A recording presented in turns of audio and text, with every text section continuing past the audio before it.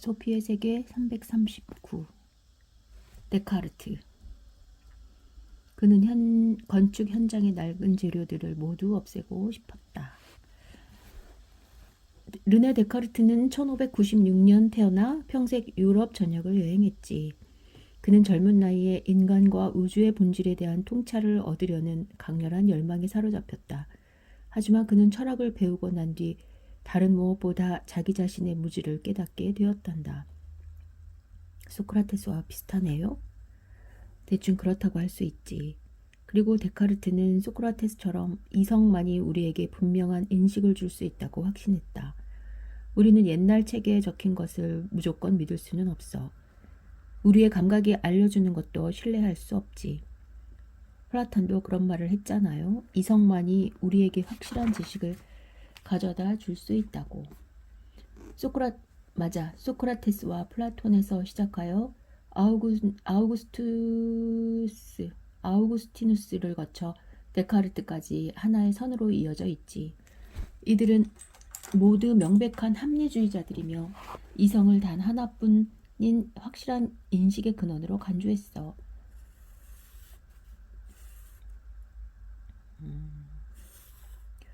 데카르트는 폭넓은 연구 끝에 중세부터 전수된 지식을 무조건 수용할 수 없다는 걸 깨닫게 되었어. 아테네에 널리 퍼져 있던 일반적인 견해를 믿지 않는 소크라테스와 비교할 수 있겠지. 그럴 경우에 사람들은 어떻게 할까? 자기만의 철학을 시작하겠지요. 정확한 대답이다. 그래서 데카르트는 유럽 여행을 결심했단다. 소크라테스가 아테네 사람들과 대화하면서 평생을 보낸 것처럼 말이야. 데카르트 자신의 말을 빌리면 이때부터 그는 오직 내면 세계에서 혹은 세계라는 거대한 책 속에서 지식을 구하려고 했어.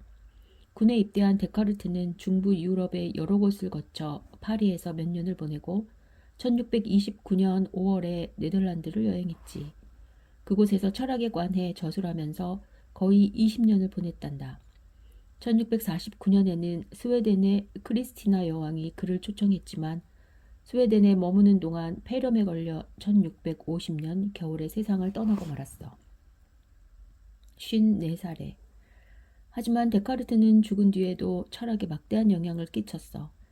데카르트를 근대 철학의 창시자라고 부르는데도 과장이 아니다. 자연과 인간에 관한 새로운 발견에 도취된 르네상스 시대 이후 또다시 동시대의 사유를 서로 연관된 하나의 철학체계로 통합하려는 욕구가 생겨났지.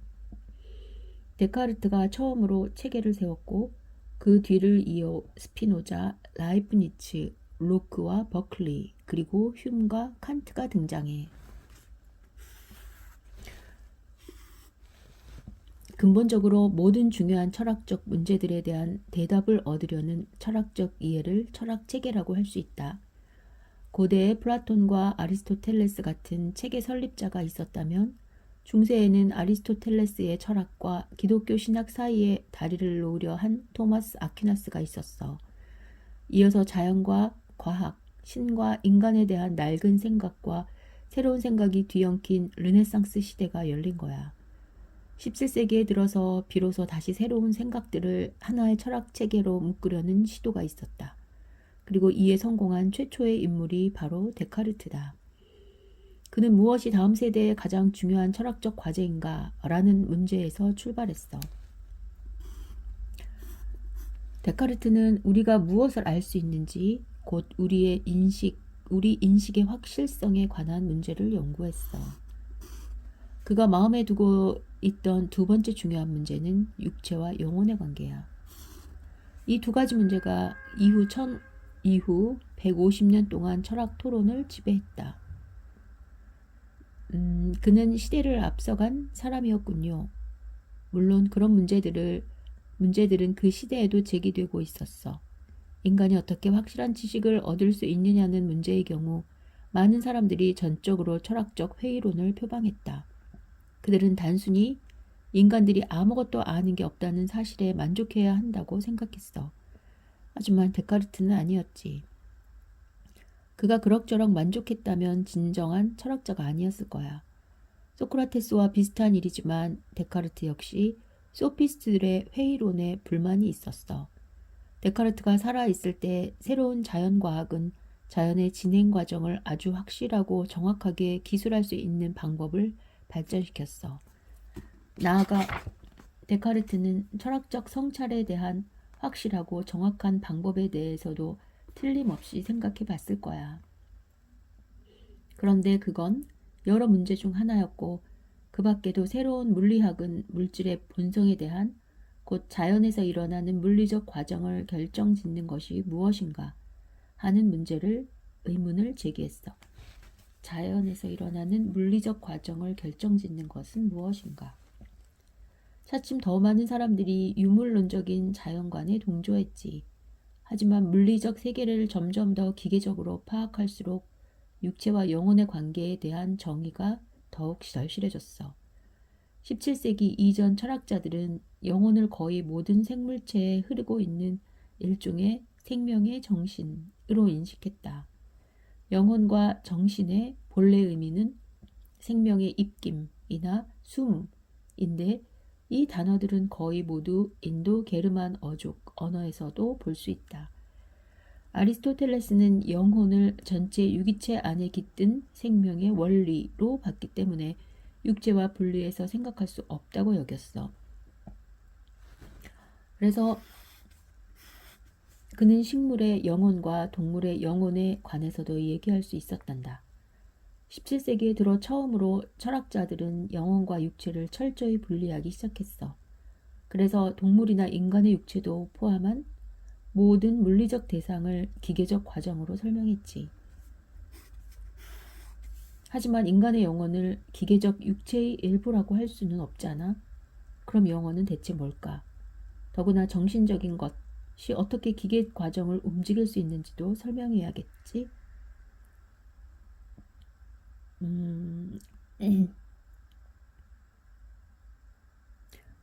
아주 이상한 생각이군요. 어째서? 제가 팔을 올리려고 마음먹으면 팔이 올라가죠. 제가 버스를 향해 뛰려고 하면 바로 제 두 다리가 달리고 있어요. 때로는 슬픈 일을 생각하면 저도 모르게 눈물이 주르르 흐르기도 해요. 그러니까 육체와 정신 사이에는 어떤 신비한 결합이 있는 것 같아요. 데카르트는 바로 그런 문제에 관해 깊이 고민했다. 플라톤처럼 데카르트도 정신과 물질 사이에 명확한 경계가 있다고 확신했지만, 플라톤은 정신이 육체에 어떻게 영향을 미치는가, 또는 영혼이 육체에 영향을 주는가 라는 질문에는 답하지 못했어. 저도 그래요. 그래서 데카르트가 무엇을 알아냈는지 더욱 궁금하네요. 데카르트의 말을 들어보자. 데카르트는 이 소책자 방법 서설에서 철학자가 철학 문제를 어떠한 철학적 방법으로 풀어야 하는가 하는 문제를 제기했어. 이미 자연과학은 나름대로 새로운 방법을 발전시켜 나갔지만, 우선 데카르트는 우리가 어떤 것이 참인지를 명확하고 분명하게 인식할 수 없다면 어떤 것도 참으로 간주해서는 안 된다고 설명했어. 그런데 진리를 깨닫기 위해서는 복잡한 문제를 가능한 한 많은 부분으로 나누어야만 한다고 생각했지.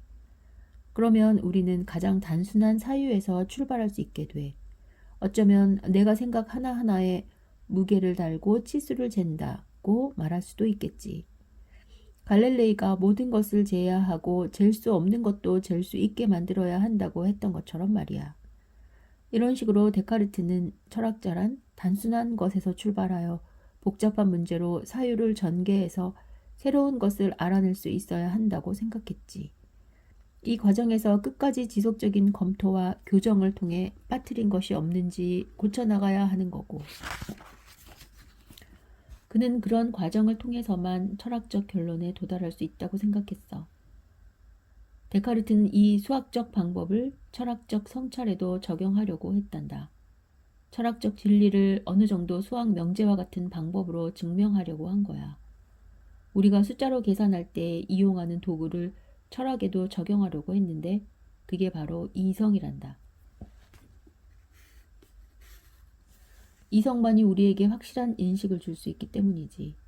감각에 의존하는 것은 확실하지가 않으니까. 데카르트와 플라톤은 서로 닮은 점이 있다고 했었지. 플라톤도 수학과 비율이 우리의 감각이 말해주는 것보다 확실한 인식을 전달한다고 말했단다. 하지만 그런 방법으로 철학적 문제에 답을 할 수 있을까요?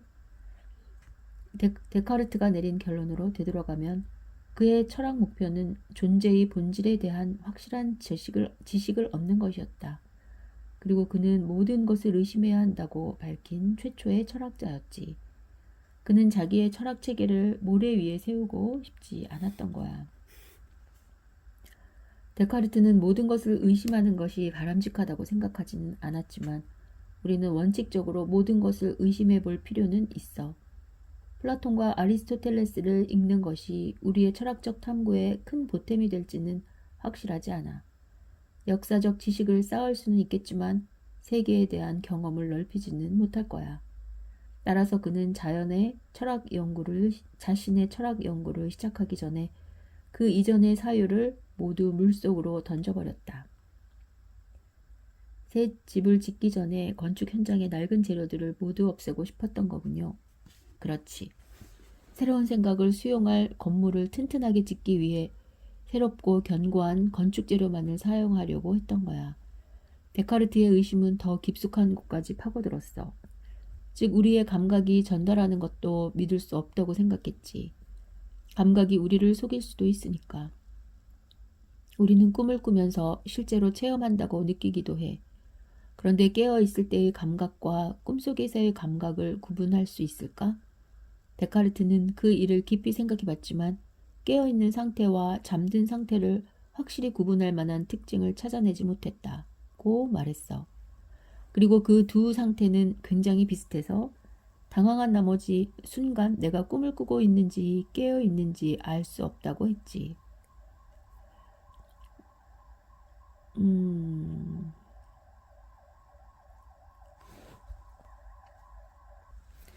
데카르트는 그렇게 모든 것을 의심했어. 그런데 데카르트 이전의 많은 철학자들은 이 지점에서 그들의 철학적 고찰을 끝내버렸지.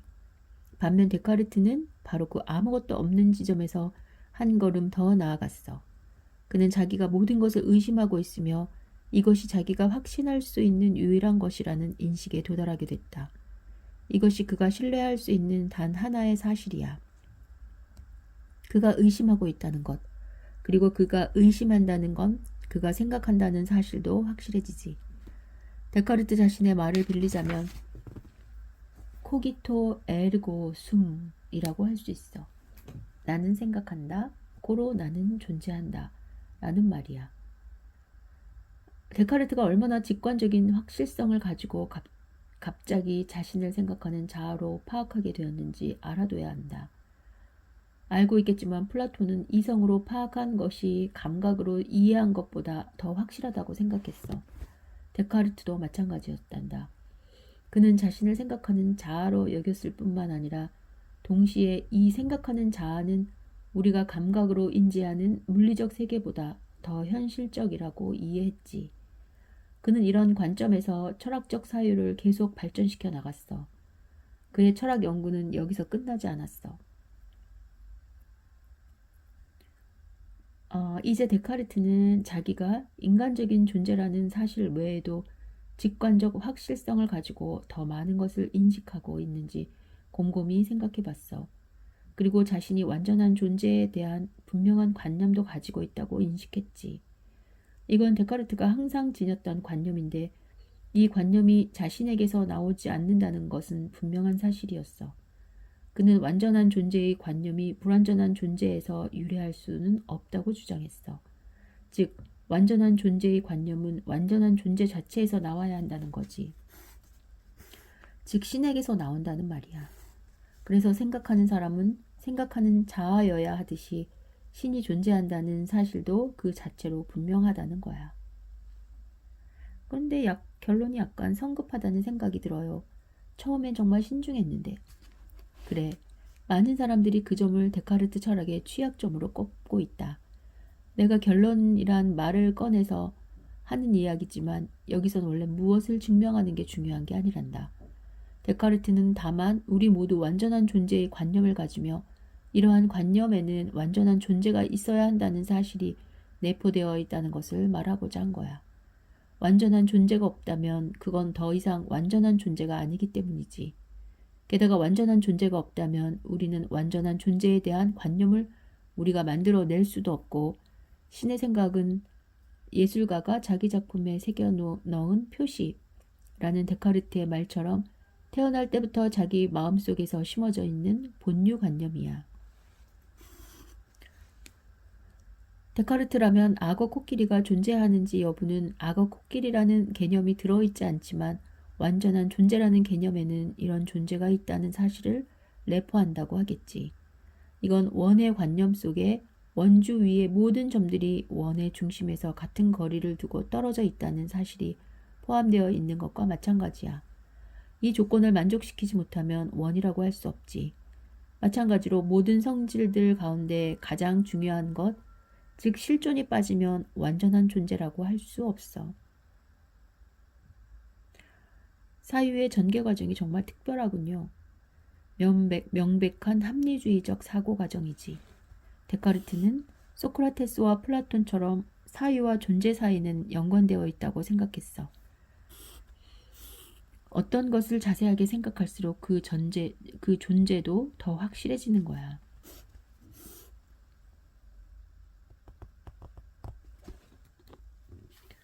그러니까 지금까지 데카르트는 자신이 존재하는 생각하는 존재라는 것과 하나의 완전한 존재라는 걸 인식한 거군요.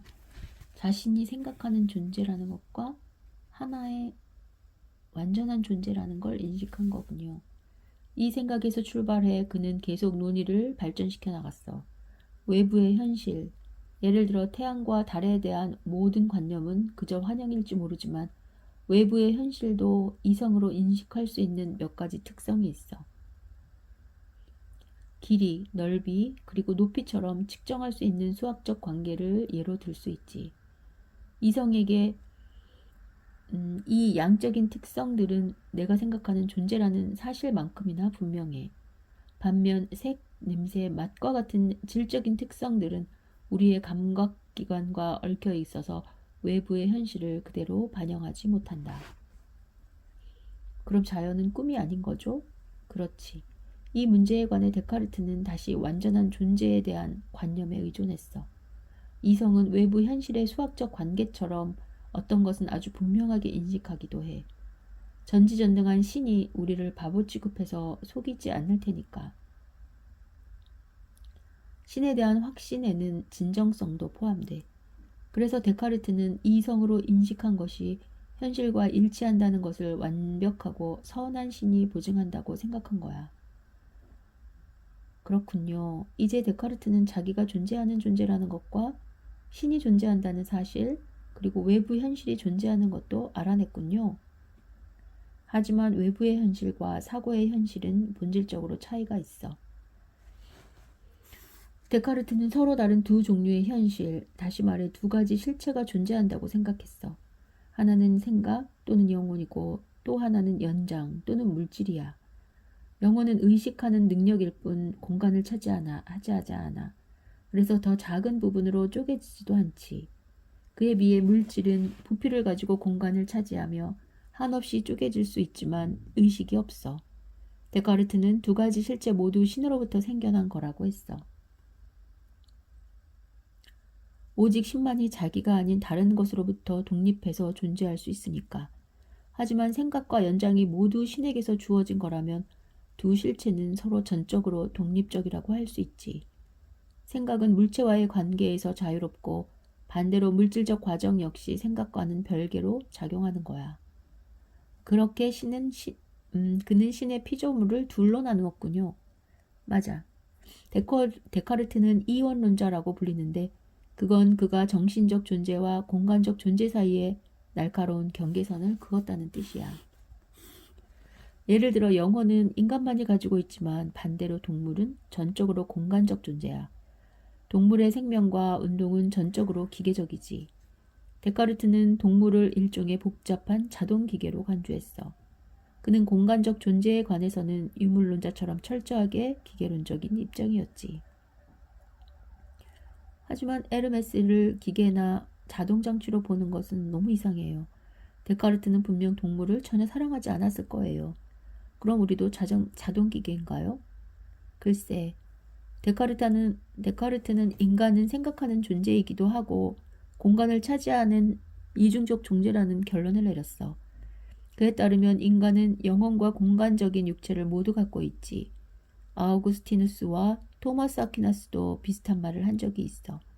그들은 인간이 동물처럼 육체를 갖고 있지만 천사처럼 정신도 갖고 있다고 생각했지. 데카르트는 인간의 육체를 하나의 정밀기계로 생각했어. 그러나 인간은 육체와는 무관하게 작용하는 영혼도 갖고 있지. 육체의 진행 과정과 영혼 같은 자유는 없지만 대신 자기 고유의 법칙을 따르게 돼. 그러나 이성적인 생각은 육체 안에서 일어나는 것이 아니라 공간적 존재와는 독립적인 영혼에서 일어나지. 한 가지 덧붙이자면 데카르트도 동물도 생각하는 능력이 있을 수 있다는 가능성을 배제하지는 않았어. 그러나 동물이 정말 생각할 수 있다면 동물도 생각과 연장이라는 두 가지 특성을 결합으로 이루어져 있겠지. 데카르트는 영혼과 육체 사이에 그런 상호작용이 일어난다는 것을 한 번도 부정하지 않았어. 영혼이 육체 안에 자리 잡고 있는 한 특수한 뇌의 기관 가운데 한 분비선을 통해 육체와 결합하며 이 과정에서 물질과 정신 사이에 지속적인 상호작용이 일어난다고 생각했지. 데카르트에 따르면 영혼은 그런 상호작용 때문에 육체적 결핍에서 생기는 느낌과 감각으로 혼란을 겪게 돼. 하지만 데카르트의 목표는 영혼이 삶의 방향을 갖게 하는 거야. 왜냐하면 내 복통이 아무리 심해도 삼각형의 내각의 합은 언제나 180도이기 때문이지. 이런 의미에서 생각은 육체적 결핍에서 끌어올려진 다음 이성적으로 등장하는 거야. 그래서 영혼은 육체로부터 완전히 독립하게 됐지. 우리의 다리는 약해지고 등은 굽으며 이는 빠질 수 있어. 하지만 2 더하기 2는 이성이 존재하는 한 4일 거야. 이성은 늙지도 약해지지도 않으니까. 반대로 우리의 육체는 나이를 먹지. 데카르트에게는 이성이 곧 영혼이었어.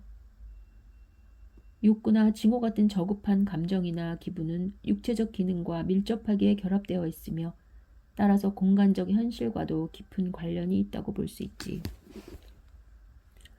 전 육체를 기계나 자동장치와 비교한 게 이해가 안 돼요. 그 시대에는 사람들이 스스로 작동하는 기계나 시계에 푹 빠져 있었기 때문이야.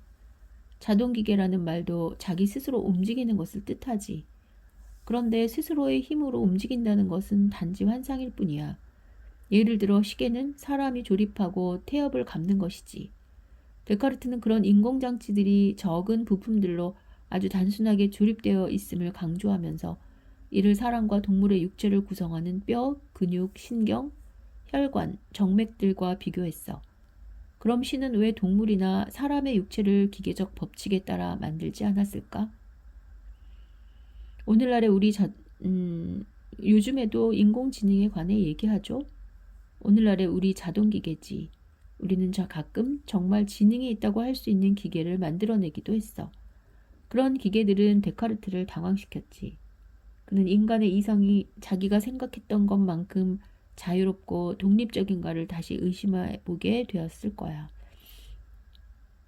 영혼의 활동이 육체의 진행 과정만큼 별로 자유롭지 못하다고 생각하는 철학자도 있었으니까. 물론 인간의 영혼은 그 어떤 컴퓨터 프로그램보다 더 무한하고 훨씬 더 복잡하지만 많은 사람들은 근본적으로 우리 영혼이 컴퓨터 프로그램과 마찬가지로 자유롭지 못하다고 생각했단다.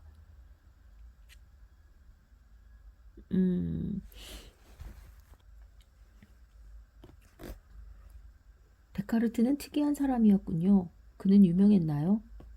그는 점점 큰 영향을 주기 시작했어. 그 중에서도 어떤 위대한 철학자 한 사람에게 끼친 영향이 가장 중요해. 그 철학자는 바로 1632년부터 1677년까지 산 네덜란드의 바르히 스피노자야.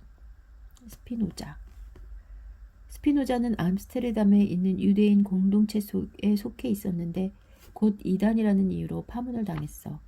그 외에도 근대의 몇몇 철학자들이 사상 때문에 조롱받고 박해를 당했지.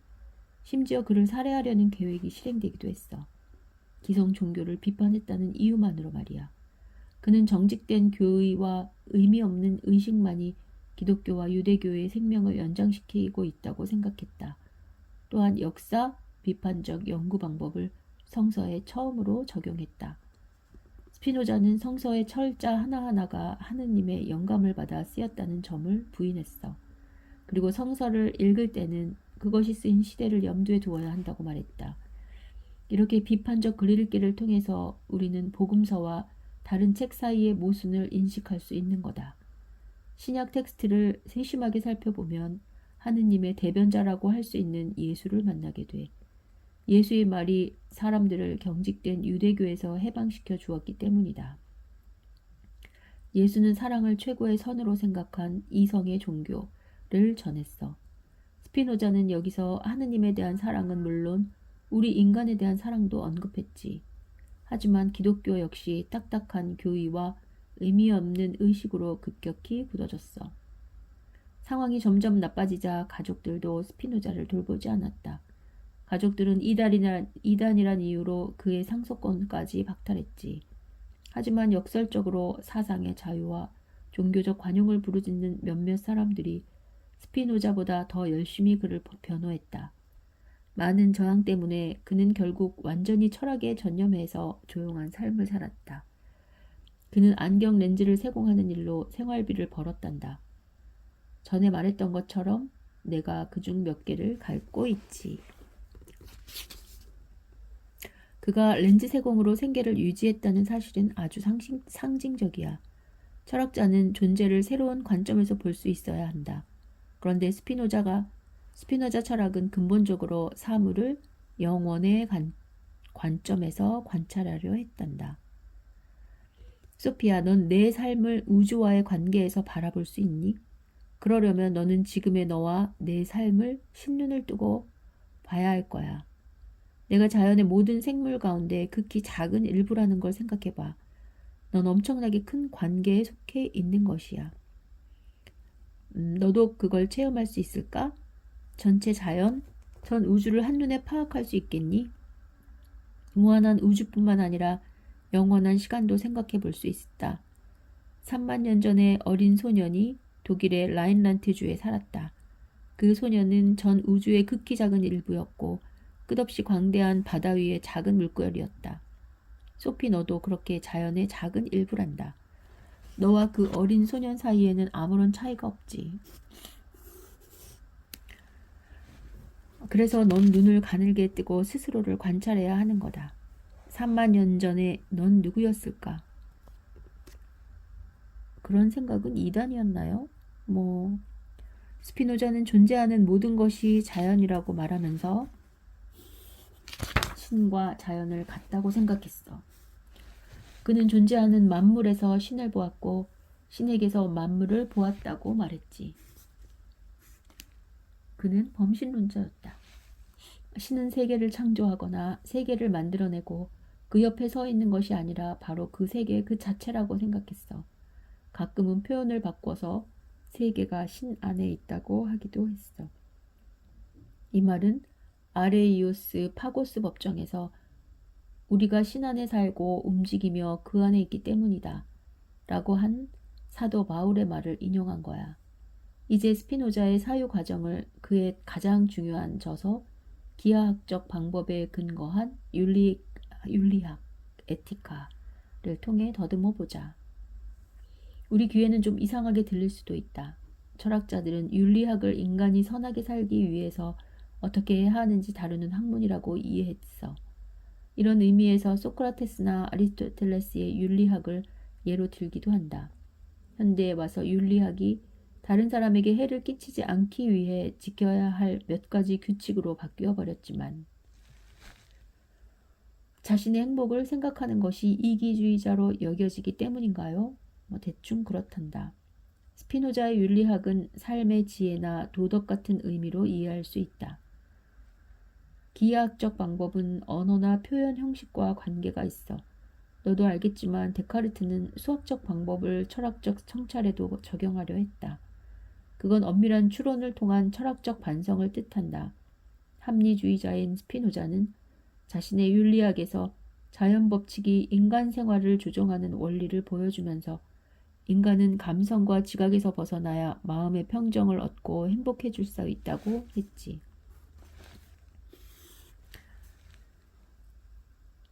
스피노자를 이해하기란 정말 어렵다. 자연 법칙만이 우리를 조정하는 것은 아닌데 스피노자를 이해하기는 정말 어렵다. 소피야, 아까 데카르트는 현실 세계의 연생각과 연장이라는 상반되는 두 실체가 있다고 했지? 실체라는 말은 대충 이렇게 이해할 수 있다. 어떤 것의 존재 근거, 즉 바탕에 놓여 있는 것 또는 존재의 모태인 거다. 하지만 데카르트는 모든 것이 생각이거나 연장이라고 생각했지. 그러나 스피노자는 이렇게 둘러 나누는 것을 받아들이지 않고 유일한 실체가 있어서 존재하는 모든 것이 거기에 속한다고 생각했다. 그 하나를 간단히 실체라고 하고 때로는 신이나 자연이라고 불렀단다. 스피노자가 데카르트의 이원론적 존재를 부정했기 때문에 그는 이원론자라고 해. 그것은 스피노자가 전체 자연과 모든 생물의 관계를 하나의 동일한 실체로 환원시키고 있다는 의미란다. 그들은 데카르트와 스피노자의 견해 차이는 사람들이 말하는 것만큼 크지는 않았다. 데카르트도 오직 신만이 스스로 존재한다고 주장했지.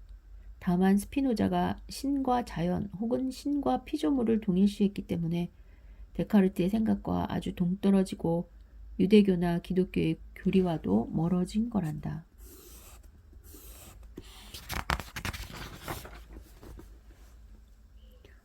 자연이 곧 신이라고 생각한 거죠. 그러나 스피노자가 자연이라는 말을 사용할 때 공간적 자연만을 생각했던 건 아니야. 실체, 신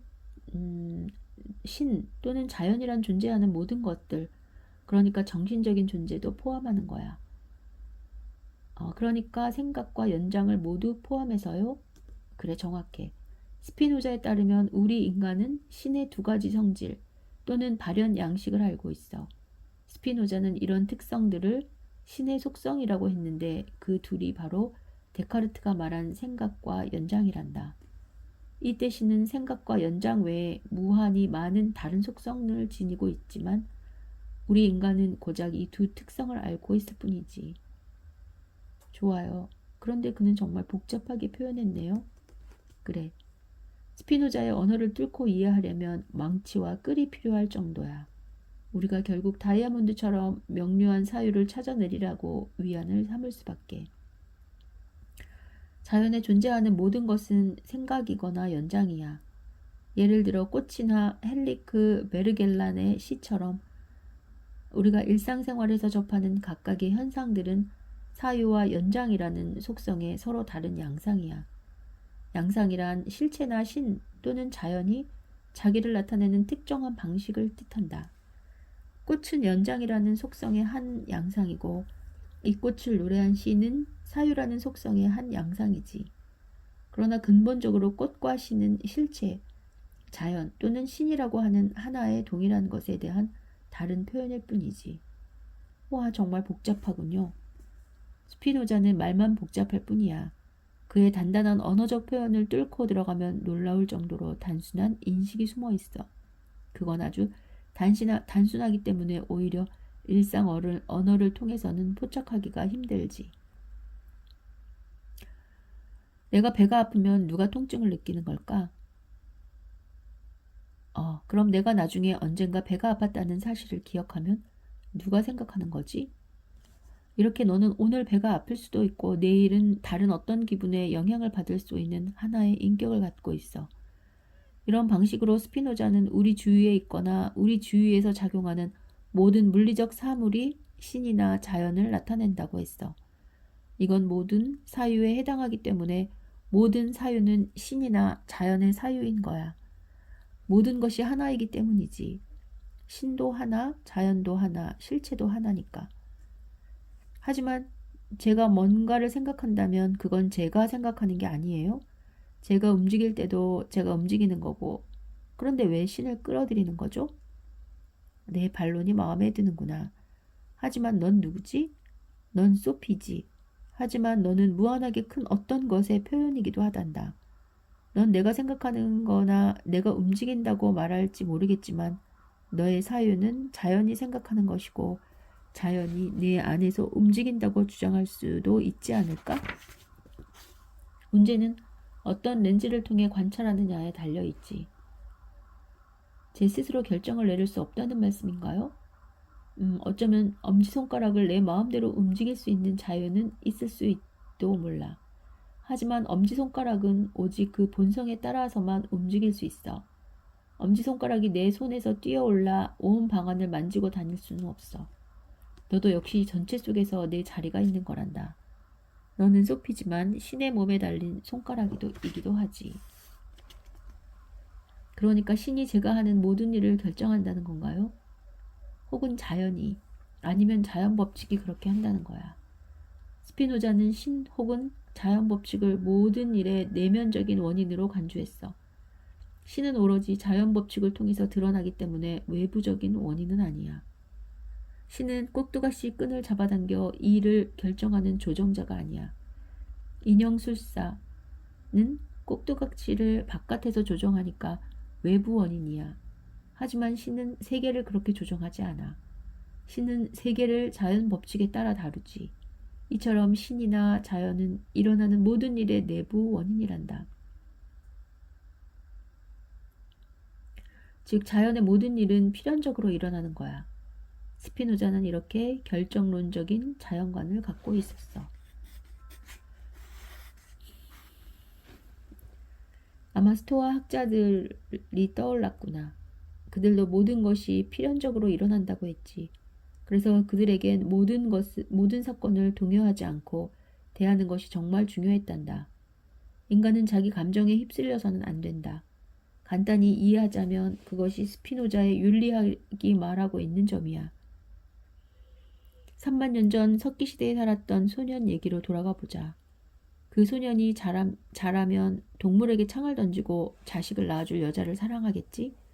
그 밖에도 그가 자기 종족의 신들을 숭배했을 거라고 확신할 수 있을 거야. 근데 너는 소년이 모든 일을 혼자 결정한다고 생각하니? 아니면 아프리카에 사는 사자를 생각해봐. 그 사자가 스스로 육식동물로 살기로 결정했다고 할 수 있을까? 그래서 약한 영양을 덮치는 걸까? 사자가 채식주의자로 사는 게 더 좋다고 결정했더라면 어땠을까? 아니에요. 사자는 본성에 따라 살아요. 또는 자연 법칙에 따라 살지. 너도 그렇단다, 소피아. 너도 자연이기 때문이야. 지금 너는 물론 데카르트의 이론에 따라 사자는 동물이고 자유로운 정신력을 지닌 인간이 아니라고 할 수 있겠지. 그러나 갓난아기를 생각해봐. 아기는 소리를 지르고 움직일 수 있어. 그리고 젖을 주지 않으면 바로 손가락을 빨지. 이런 젖먹이도 자유의지가 있을까? 아니요. 그럼 이 작은 아기가 언제 자유의지를 갖게 될까? 2살 배기 여자아이는 사방을 헤집고 다니며 눈에 띄는 모든 것을 가리킬 거야. 3살이 되면 칭얼거리며 쏘다니고 4살이 되면 갑자기 어두움을 무서워하기 시작해. 어디에 자유의지가 있는 걸까?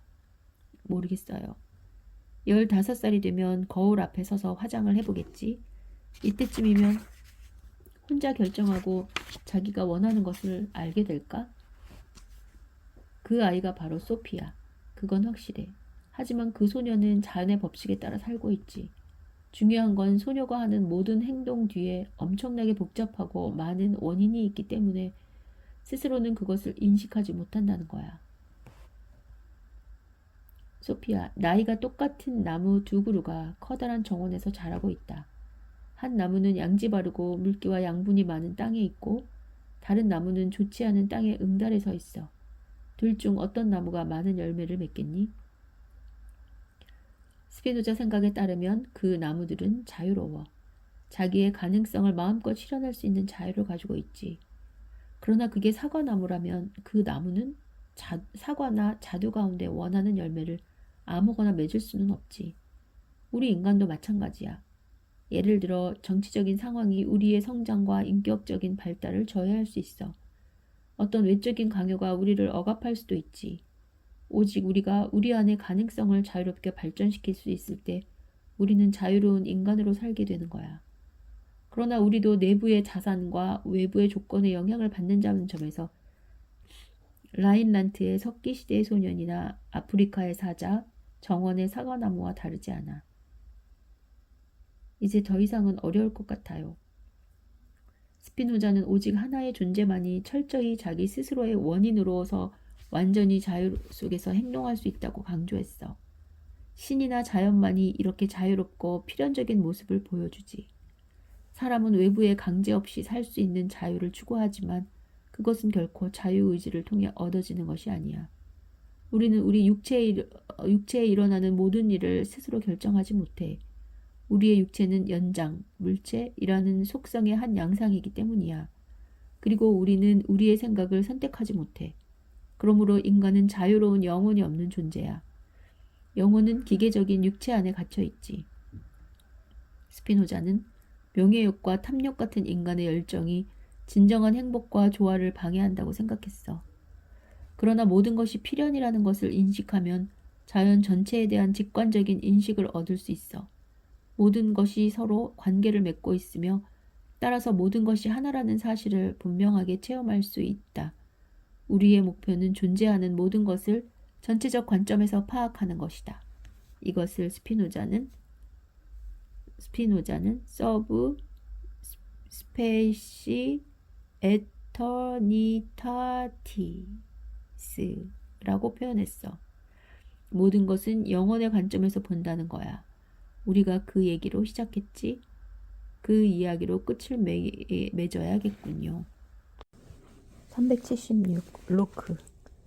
지난번 여기서 만났을 때 데카르트와 스피노자에 대해 얘기했지. 그들에겐 중요한 공통점이 있었다.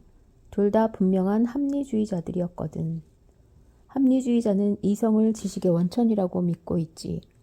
종종 인간의 선천적 관념을, 즉 어느 경험과도 무관하게 인간에게 내재되어 있는 본유관념을 믿는 거다.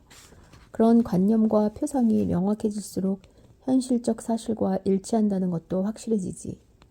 데카르트는 완전한 존재에 대해 분명한 관념을 가지고 있었다. 이런 관념에서 그는 신이 실제로 존재한다는 것을 추론해냈다. 이런 합리주의적 사유는 17세기 철학의 전형이었지만 중세에도 널리 퍼져 있었고 플라톤과 소크라테스에게서도 발견할 수 있었다. 그런데 이 사상은 18세기에 들어 점점 더 심한 비판을 받게 된다. 상당수의 철학자들이 우리가 감각으로 경험하지 못한다면 아무런 의식 내용도 갖지 못한다고 주장했기 때문이야. 그런 생각을 경험주의라고 한단다. 가장 중요한 경험주의자 혹은 경험 철학자로는 로크와 버클리, 흉이 있다. 모두 영국인이다. 17세기의 주도적인 합리주의자들은 프랑스의 데카르트, 네덜란드의 스피노자, 독일의 라이프니츠였다. 그래서 흔히 영국의 경험주의, 대륙의 합리주의로 구분한단다. 경험주의자는 세계에 대한 모든 지식의 근거를 감각이 우리에게 전달해주는 것에서 찾는다. 경험주의적 태도를 고전적으로 형식화한 사람이 아리스토텔레스다. 그에 따르면 먼저 감각 속에 있지 않았던 것은 의식에도 존재하지 않는다고 했다. 이 말은 인간이 이데아의 세계로부터 선천적 관념, 즉 영원한 이데아를 타고난다는 플라톤과는 정반대다. 로크는 그 말을 인용해서 데카르트를 반대하는 데 사용했다. 우리는 세계에 대해 선천적인 관념이나 표상을 가지고 있지 않아. 우리가 태어난 세계를 지각하기 전에는 세계에 대해 아무것도 알지 못한다. 그러므로 경험한 사실과 관계없는 관념이나 표상은 거짓된 표상이다.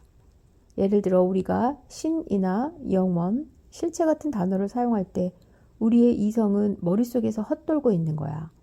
아무도 신이나 영원 혹은 철학자들이 실체라고 부르는 것을 경험한 적이 없기 때문이지. 여기서 근본적으로 새로운 인식을 주지 못하는 학술 논문이 나오지. 그런 철학적 글들은 주로 면밀한 내용의 논리 정연에서 깊은 인상을 줄 수는 있겠지만 사실 망상에 불과해. 17에서 18세기의 철학자들은 그런 학술 논문들을 많이 물려받았고 세심하게 연구해서 의미 없는 사상은 없애버렸다. 금세관과 비교할 수 있지. 대부분 모래와 철이지만 그 사이에서 때때로 금싸라기가 반짝이는 것처럼 말이야.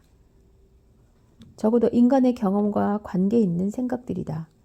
영국의 경험주의자들은 인간의 모든 관념이 참된 경험으로 증명될 수 있는지 연구하는 것을 중요한 과제로 삼았다. 그런 철학자를 한 사람씩 차례차례 다루어 볼 것이다. 먼저 영국인 존 로크는 1632년에 태어나 1704년까지 살았고 1690년에 발간한 중요한 저서 인간 오성론에서 두 가지 문제를 밝히려고 했다. 하나는 인간은 자기의 생각과 관념을 어디에서 얻는가 하는 것이고 다른 하나는 우리의 감각이 전달해 주는 것을 신뢰할 수 있는가 하는 문제였다. 이제 한 문제씩 다루어 보자. 로크는 우리의 모든 생각과 표상은 우리가 얻은 감각 인상에 대한 반영일 뿐이라고 확신했다. 우리가 어떤 것을 지각하기 전에 우리의 의식은 타블라 라사, 즉 아무것도 쓰지 않은 칠판과 같다는 거야.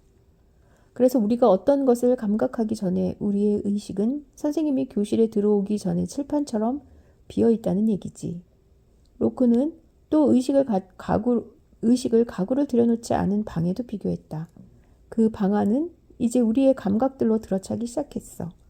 우리는 주변의 세계를 보고 냄새를 맡으며 맛을 보고 느끼고 듣지.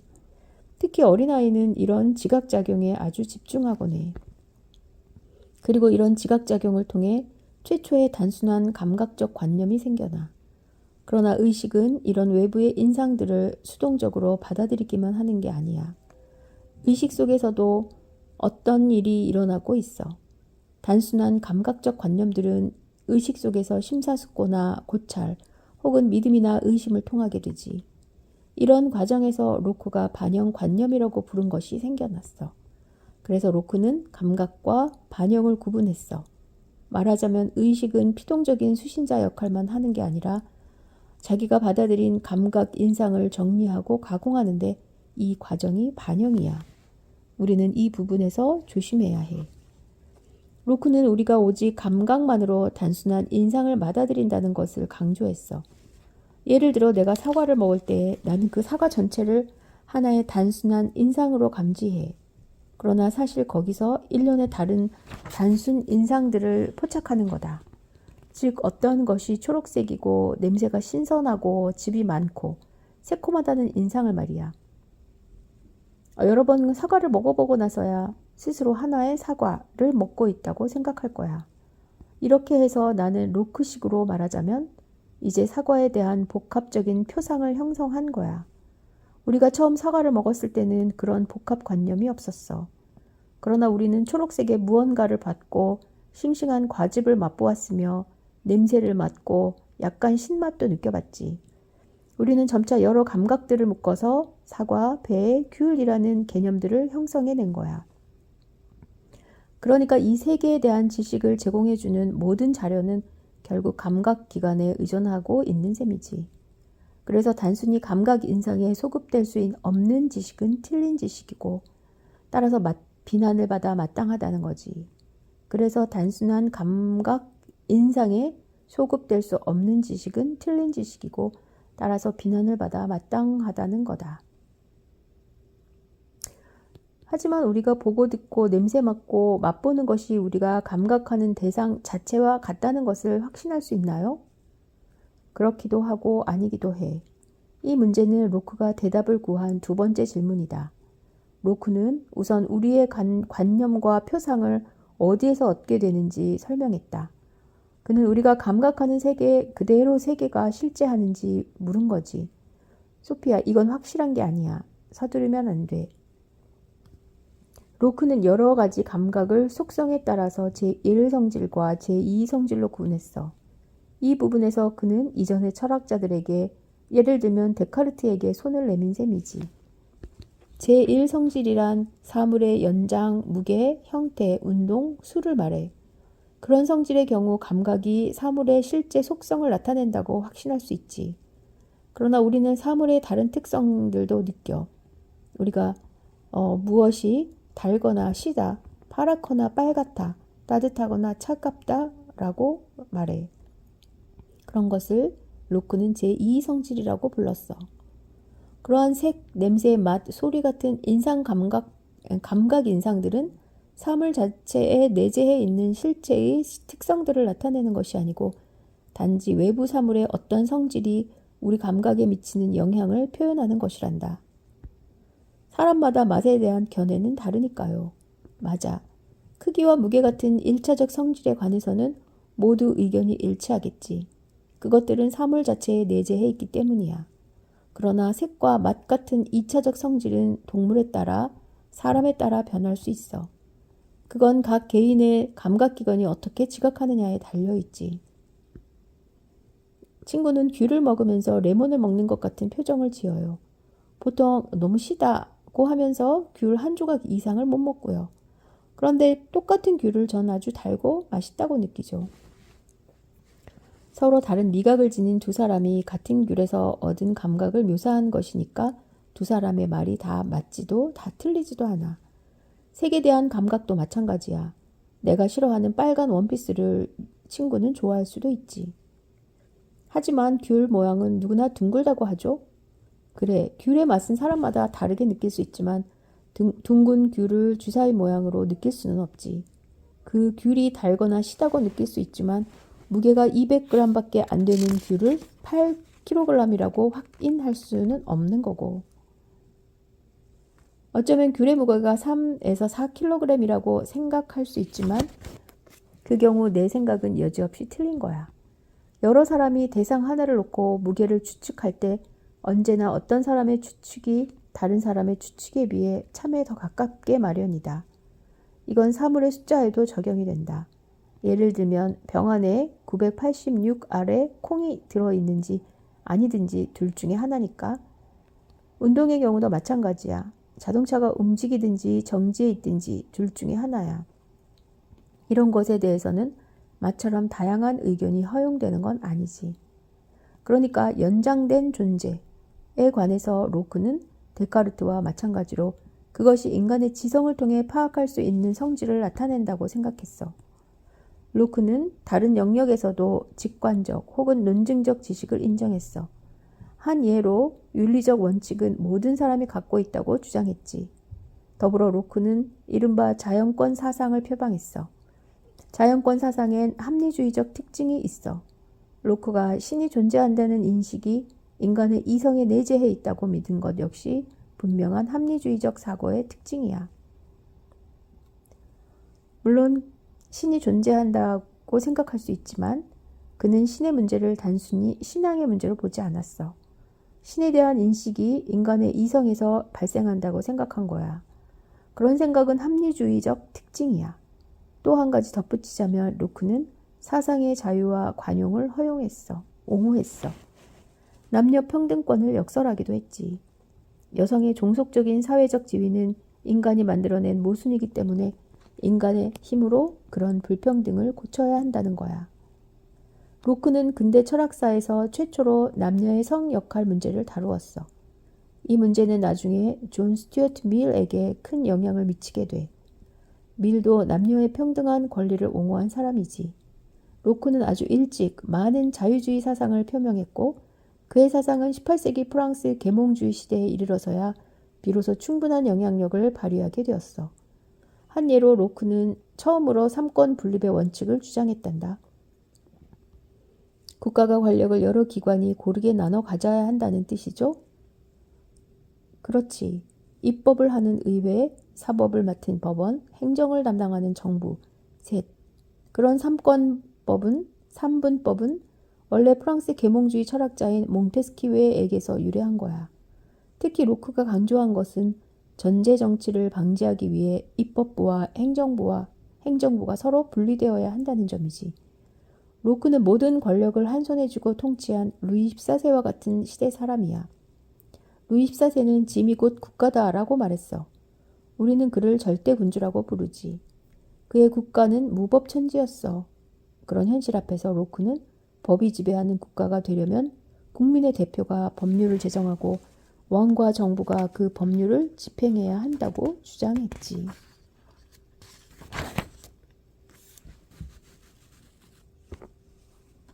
휴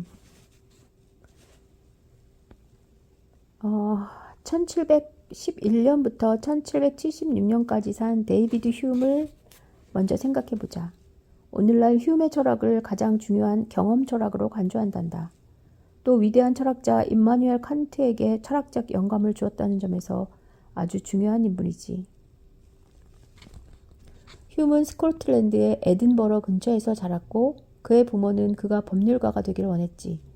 그러나 휴 자신은 철학과 보편적인 학문 외의 다른 것엔 억제할 수 없는 혐오감을 느꼈다. 그래서 그는 프랑스의 위대한 사상가 볼테르와 루소처럼 계몽주의 시대를 살면서 유럽을 두루 여행하고 다시 에든버러에 정착했어.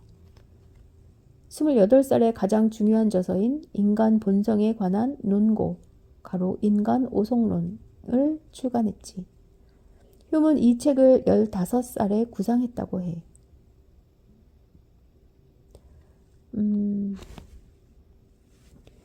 휴은 일상적인 세계를 철학의 출발점으로 삼았다. 새로운 세계의 시민인 어린이가 세계를 어떻게 체험하는지에 대해서도 큰 관심이 있었지.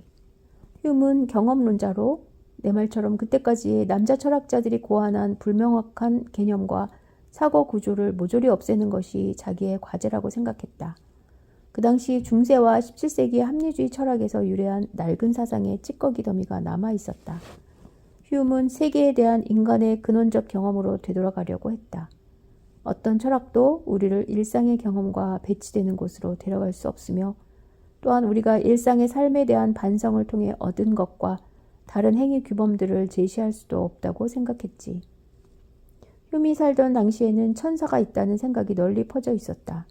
천사라고 하면 보통 날개 달린 남자의 모습을 떠올리게 되지. 너는 지금까지 그런 천사의 모습을 본 적이 있니? 하지만 남자의 형체는 본 적이 있지. 날개도 본 적이 있지. 휴에 따르면 천사라는 것은 하나의 복합관념이야. 그 표상은 남자와 날개라는 서로 다른 경험 표상으로부터 생긴 거야. 이 둘은 실제로는 서로 연관된 것이 아니고 다만 인간의 환상 속에서 처음 결합된 것이지. 다른 말로 표현하면 이 관념은 잘못되었고 불 속에 던져버려야 해. 이런 식으로 우리는 우리의 모든 사상과 관념들을 정리해야 한다는 거야. 그 이유에 대해 휴은 이렇게 말했어. 우리는 예컨대 신학책이나 학교에서 가르치는 형이상학 책을 하나 꺼내서 이렇게 물어봐야 할 것이다. 이 책엔 크기와 수량에 관한 추상적 사유가 있는가? 아니다. 사실과 존재에 관한 경험과 입각한 사고 과정이 책 속에 들어있는가? 그것도 아니다. 자, 그렇다면 책을 불 속에 던져버려라. 그 책엔 현혹과 속임수 외에 다른 것은 없으니까. 하지만 세계는 여전히 남아있다. 전에 비해 세계의 윤곽은 보다 새롭고 또렷해졌어. 휴은 아직 의식 속에 사유와 반성이 자리 잡지 않은 어린애가 세계를 어떻게 체험하는지 다시 생각해봤어. 너는 지금까지 많은 철학자들이 자기만의 세계에 살았지만 너 자신은 현실 세계에 더 관심이 많다고 그랬지? 휴이 정확하게 그 말을 했을 수도 있어. 하지만 휴의 사유를 좀 더 정확하게 살펴보자. 휴은 제일 먼저 인간이 한편으로는 인상, 또 다른 한편으로는 관념을 가지고 있다고 했어. 인상이란 외부 현실에 대한 직접적인 감각이고 이러한 인상에 대한 기억이 바로 관념이라고 했다. 내가 뜨거운 난로불에 화상을 입으면 직접적인 인상을 받게 되지. 그런데 너는 화상을 입었다는 사실을 훗날 기억할 수 있을 거야. 그것을 휴은 관념이라고 불렀어. 인상과 관념의 차이는 인상이 그 인상에 대한 나중의 기억보다 더 강하고 생생한다는 데 있지. 감각적인 인상을 책의 원본이라고 한다면 관념은 빛바랜 복사본이라고 할 수 있어. 왜냐하면 인상은 의식 속에 남아있는 관념의 직접적인 원인이기 때문이지. 휴은 계속해서 인상과 관념 둘 다 단순한 것일 수도 있고 복합적인 것일 수도 있다고 강조했어. 우리가 로크 얘기를 하면서 사과에 대해 말했던 거 생각나지? 사과에 대한 직접적인 경험은 하나의 복합적인 인상이야. 따라서 이 인상으로부터 생긴 의식의 관념도 복합적이지. 철학자들이 비록 일련의 사이비 문제들과 씨름하기는 했지만 너까지 철학적 성찰을 꺼려서는 안 돼. 휴음은 하나의 사고 과정을 근본부터 구축해 나가는 것이 중요하다는 데카르트의 말에 동의했어. 휴음은 현실 속에는 그에 대응하는 복합적 사물이 존재하지 않음에도 불구하고 우리가 어떤 관념들을 합성할 수 있다는 사실에 주목했어.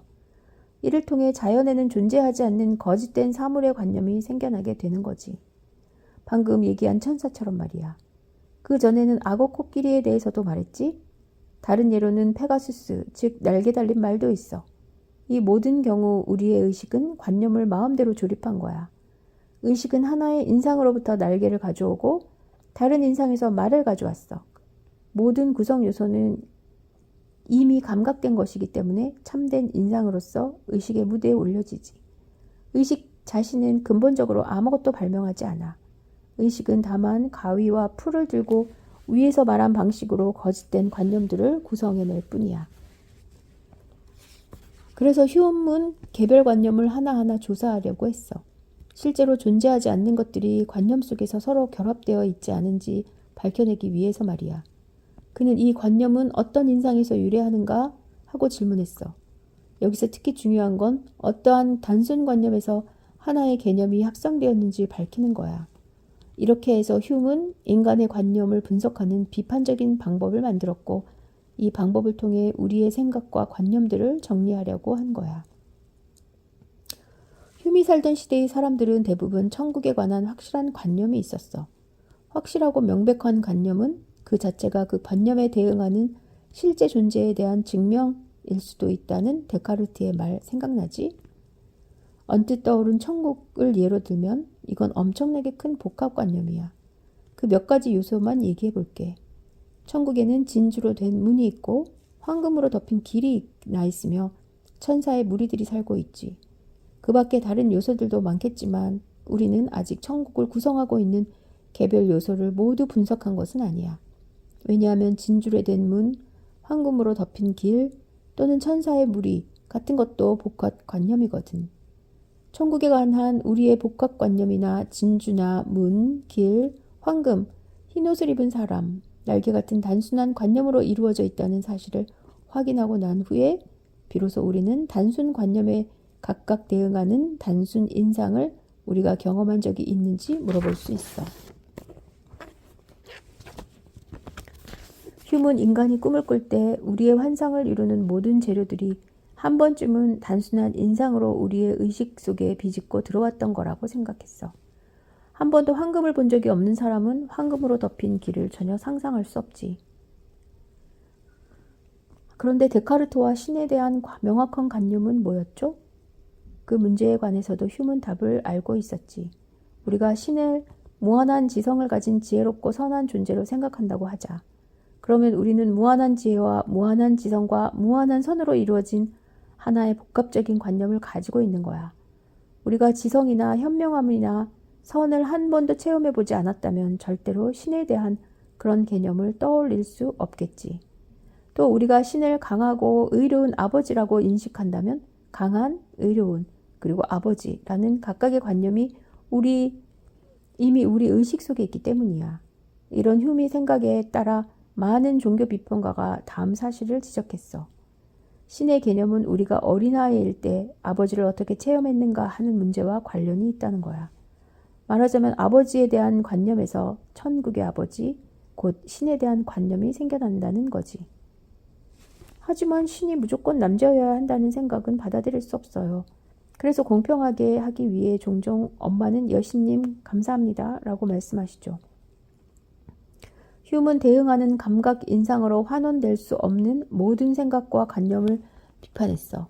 그는 오랫동안 형이상학적 사고를 지배하고 불신을 심은 무의미한 헛소리를 추방해야 한다고 했어. 그런데 우리는 일상생활 속에서 이런 개념이 참인지 거짓인지 생각해보지 않고 아무렇게나 쓰고 있지. 예를 들어 자아의 관념 또는 인격적 실체 관념이 그런 거야. 이 관념은 데카르트 철학의 기초를 이루었고 그의 전체 철학의 토대를 이루는 확실하고 명백한 관념이야.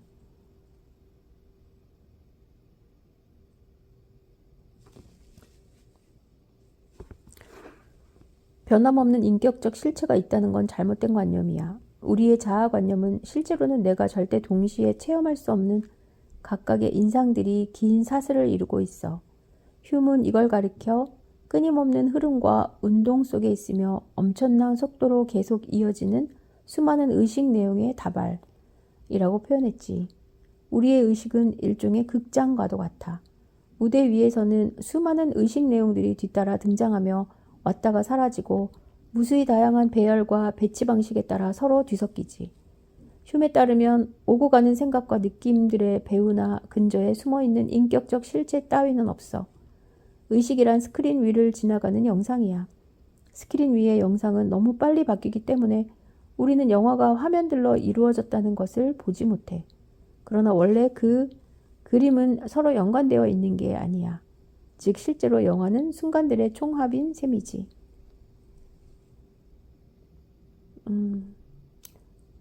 네가 변함없는 인격적 실체를 가지고 있다는 생각을 포기한 거니? 조금 전까지만 해도 정반대의 의견이었는데 한 가지 덧붙여야 할 것은 흉처럼 인간의 의식을 분석하고 불변하는 인격적 실체를 부정했던 사람이 이미 2500년 전 지구 반대편에 살고 있었다는 거야. 바로 부처야. 표현 방법이 어찌나 비슷한지 섬뜩할 정도란다. 부처는 인간의 삶을 정신과 육체가 끊임없이 변해가는 과정의 연속이며 이 과정에서 인간은 매 순간 새로워진다고 했지. 부처에 따르면 젖먹이는 어른과 같지 않고 오늘의 나는 어제의 내가 아니야. 어떤 것에 대해서도 나는 그것이 나의 것이라고 말할 수 없고 또 어떤 것에 대해서도 이것이 나라고 말할 수 없어. 따라서 자아나 변치 않는 인격적 실체 따위는 없는 거지. 많은 합리주의자들이 변함없는 자아에 대한 관념을 계속 발전시켜서 인간이 불멸의 영혼을 가지고 있다는 생각을 당연하게 받아들였지. 하지만 최소한 흉과 부처는 잘못됐다고 말했어. 그것이. 부처가 죽기 직전 자기 제자들에게 뭐라고 했을까? 생산된 모든 존재는 소멸하게 마련이다. 흉도 아마 똑같이 말했을 거야. 또 데모크리토스도 같은 생각을 한 것 같아. 어쨌건 우리가 알기로는 흉은 영혼 불멸이나 신의 존재를 증명하려는 모든 철학적 시도를 거부했어. 이 말은 흉이 이 두 가지를 불가능한 것으로 생각했다는 게 아니라 종교적 신앙을 인간의 이성으로 증명할 수 있으리라는 신념이 합리주의로 위장한 거짓이라는 거야. 흉은 기독교도가 아니었지만 철저한 무신론자도 아니었어. 그는 우리가 불가지론자라고 부르는 그런 사람이었지. 불가지론자란 신이 존재하는지 하지 않는지 모르는 사람이야. 한 친구가 임종을 맞게 된 흉을 찾아와서 죽음 뒤의 삶을 믿느냐고 물었어. 그러자 흉은 불 속에 던진 석탄이 타지 않을 수도 있다고 대답했단다. 조건 없이 선입견에서 벗어나려는 흉의 태도를 잘 보여주는 대답이지. 흉은 확실히 감각적으로 경험한 진리만을 받아들이고 다른 모든 가능성을 열어둔 채로 놔두었어. 그는 예수에 대한 믿음이나 기적에 대한 믿음을 반박하지 않았어. 그러나 이 두 가지 경우에는 이성이 아니라 믿음이 문제일 뿐이라고 생각했어. 너는 흉의 철학이 믿음과 지식의 마지막 연결고리를 끊었다고 말하고 싶겠지? 그가 기적을 단정적으로 부인하지는 않았다고 말씀하셨잖아요. 하지만 그건 그가 기적을 믿었다는 뜻도 아니야. 오늘날 인간에게는 초자연적인 사건이라고 하는 것을 믿으려는 강한 욕구가 있다는 사실을 강조했지. 기적이란 보통 까마득한 옛날 아니면 오래전에 일어난 일이라고들 이야기하지. 흉은 다만 자신이 체험하지 못했다는 이유 때문에 기적을 부인했어. 그러나 기적이 일어날 수 없다는 사실도 체험하지 못했지. 흉은 기적은 자연 법칙의 파괴라고 했어. 그러나 우리는 자연 법칙을 경험했다고 주장할 수도 없어. 우리 손에 쥔 돌멩이를 놓으면 바닥에 떨어지는 걸 경험하지. 그러나 손에서 놨는데도 돌이 떨어지지 않으면 그땐 그 사실도 경험하게 되는 거야. 그것을 기적 또는 초자연적 현상이라고 부르겠어요. 그러니까 너는 자연과 초자연 두 가지의 자연을 믿는 거야. 합리주의자들의 궤변에 다시 말려든 것 아니니? 글쎄요. 하지만 저는 손에 쥐고 있던 돌을 놓으면 돌이 바닥에 떨어진다는 사실을 믿고 있어요.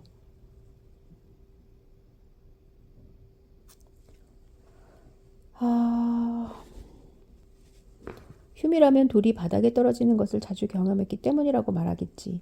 하지만 너는 돌이 앞으로도 항상 떨어지리라는 것을 경험하지는 못했어. 일반적으로 돌은 중력 때문에 바닥으로 떨어진다고들 하지. 그렇지만 우리는 그런 법칙 자체를 경험하지는 못했어. 우리는 단지 사물들이 바닥에 떨어지는 것만 경험했을 뿐이지. 똑같지 않아. 너는 돌이 바닥에 떨어지는 것을 자주 보았기 때문에 그것을 믿는다고 했지만 휴는 바로 그 점을 문제 삼은 거야. 너는 하나의 일이 다른 일에 뒤따르는 것을 자주 보고 그것에 익숙해져서 급기야는 내가 돌을 떨어뜨릴 때마다 같은 일이 일어나리라고 예상한 거지. 이런 방식으로 우리가 변함없는 자연 법칙이라고 부르는 것에 대한 관념이 생기는 거야.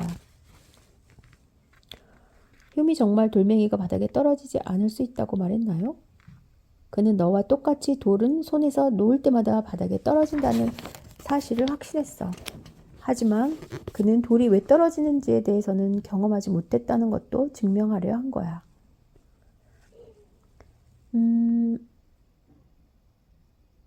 선생님, 그런데 우리 지금 아이들과 꽃에 대한 얘기에서 너무 벗어난 거 아닌가요?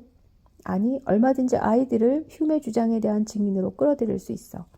만일 돌멩이 하나가 한두 시간 동안 허공에서 떠서 움직이면 너랑 한 살배기 아이 중에 누가 더 놀랄 것 같니? 제가 더 놀라겠죠? 아마 그게 얼마나 자연 법칙에 어긋나는 일인지 그 아기보다 제가 더 잘 알기 때문이죠. 그러면 아기는 왜 그것을 배우지 못했을까? 자연이 무엇인지 아직 배우지 않았기 때문이죠. 다른 말로 그 아기는 아직 자연에 익숙해지지 않아서지. 알겠어요. 그러니까 휴는 사람들이 현상을 한층 더 예리하게 인식하기를 바랄군요.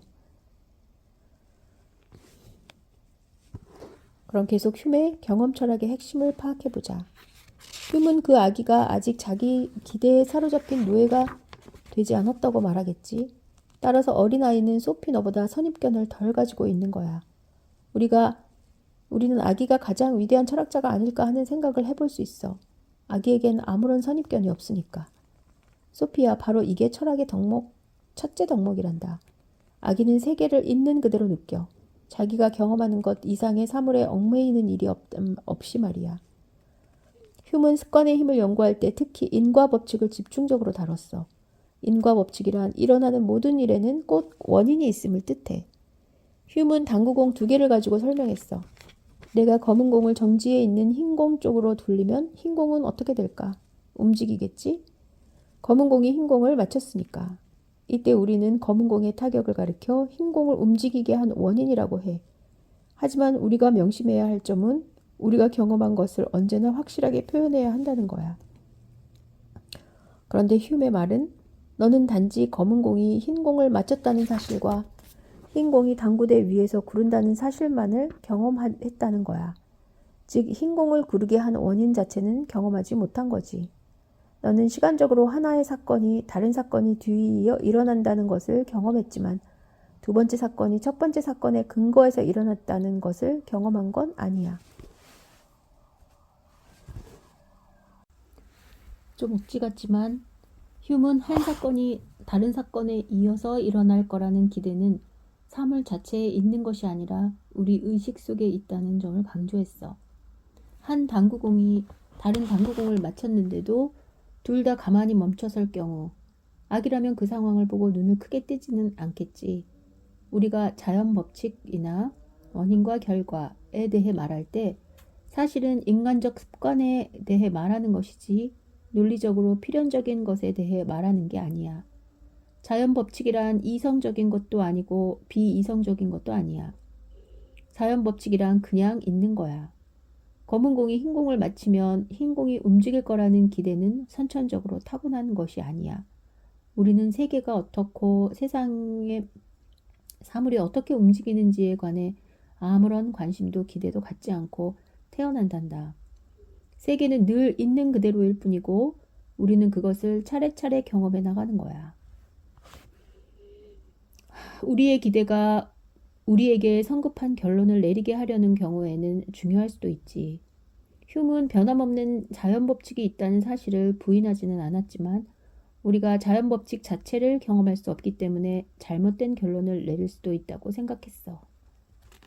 예를 들면 내가 검은 말 한 무리를 봤다는 사실이 모든 말이 검다는 의미는 아니지?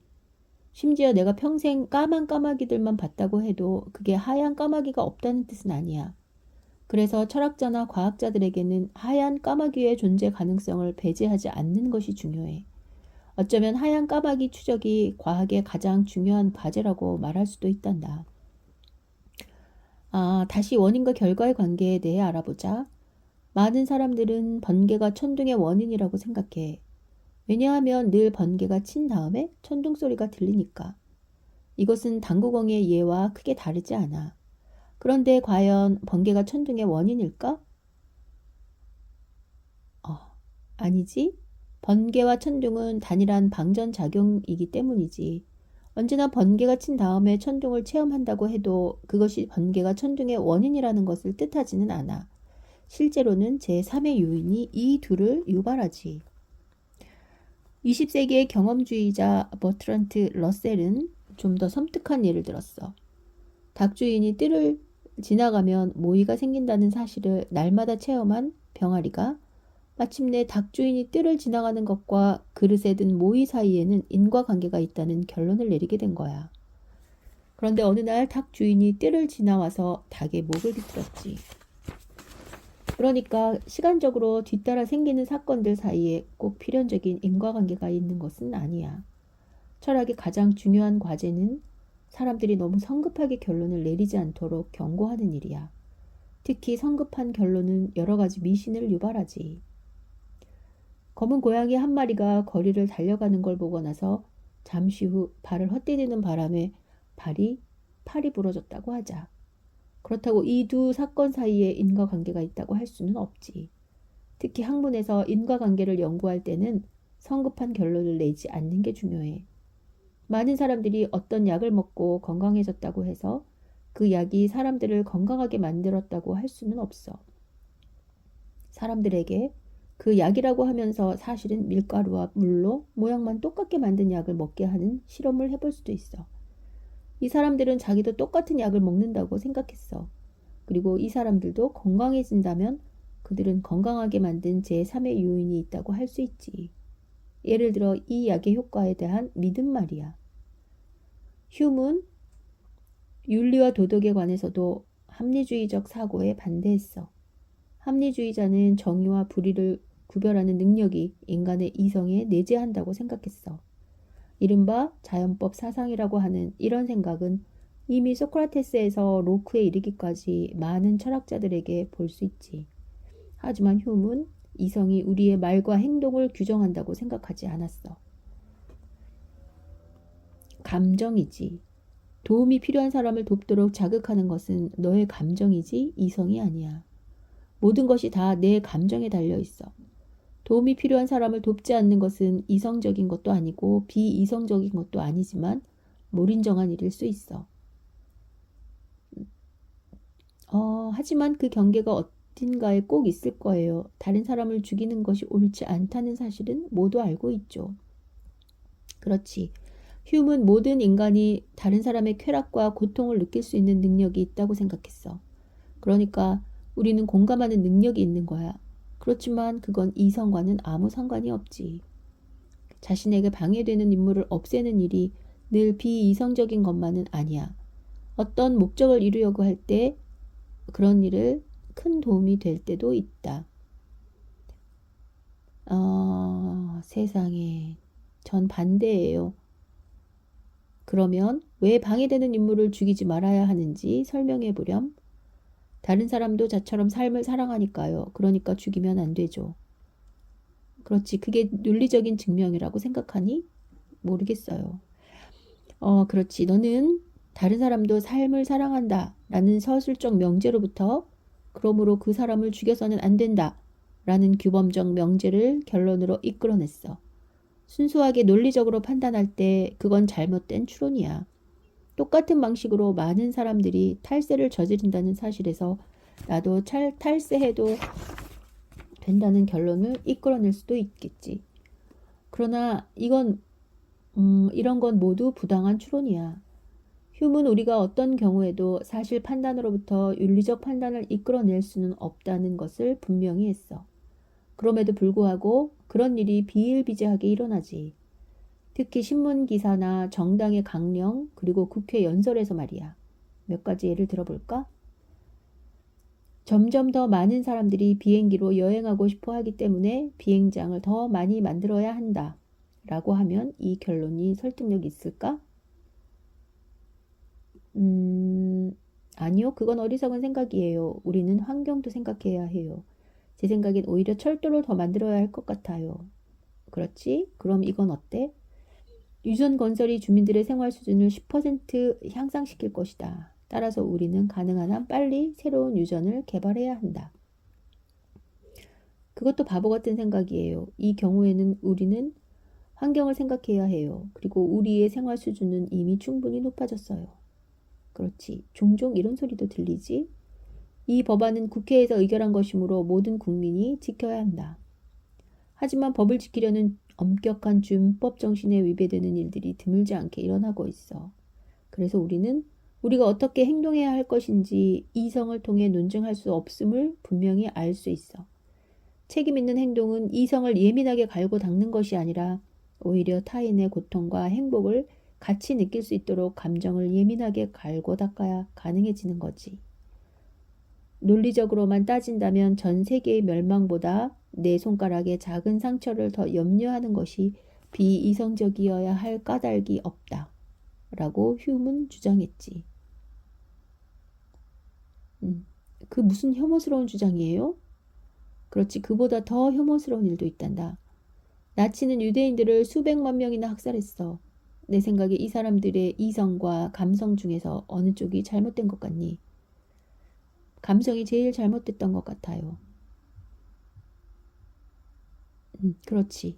나치 중 많은 사람이 기가 막히도록 정신이 멀쩡했어. 학살 계획 배후에는 냉정한 계산이 숨어 있었지. 전쟁이 끝난 뒤에 많은 나치가 처벌을 받았지만 그 이유는 그들의 행동이 비이성적이었기 때문이 아니라 잔인했기 때문이야. 반면 정신 상태가 비정상적인 사람들은 범죄를 저지르고도 무죄 판결을 받는 경우가 있는데 그건 그들이 그 순간에 판단 능력이 없었고 앞으로도 영원히 판단 능력을 갖지 못할 거라는 생각 때문이야. 반대로 어떤 범죄자도 감정이 메말랐다는 이유로 무죄 판결을 받지는 않아. 다행이네요. 이렇게 끔찍한 예를 더 들려줄 필요는 없겠지. 홍수가 나고 전염병이 만연해서 많은 이재민이 생겼을 때 그 사람들을 도와줄지 말지는 우리의 감정이 정하는 거야. 그 결정을 무정하게도 냉정한 이성에 맡겨버리면 모르는 척하고 넘어가는 게 인구 급증으로 생기는 많은 문제를 해결하는 데 도움이 된다고 생각할 수도 있지. 그리고 그때 화를 내는 것은 너의 이성이 아니란다. 알겠어요. 404 버클리.